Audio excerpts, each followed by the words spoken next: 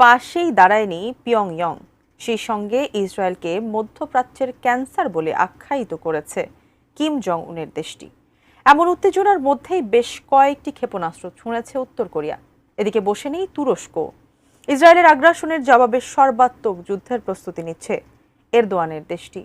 আরও জানাচ্ছেন শেখ ফরিদ। ইরান ইসরায়েলের চলমান উত্তেজনার মধ্যেই বেশ কয়েকটি ক্ষেপণাস্ত্র ছুড়েছে উত্তর কোরিয়া। 19 জুন এক প্রতিবেদনে এমন তথ্য জানিয়েছে বার্তা সংস্থা রয়টার্স। এছাড়া পারমাণবিক শক্তিধর দেশটি এই মিসাইল ছুড়েছে বলে জানিয়েছে দক্ষিণ কোরিয়া।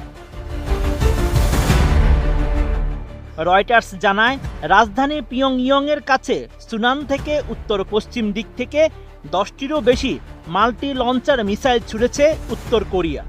দেশটি যেসব মাল্টি লঞ্চার মিসাইল নিক্ষেপ করেছে সেগুলো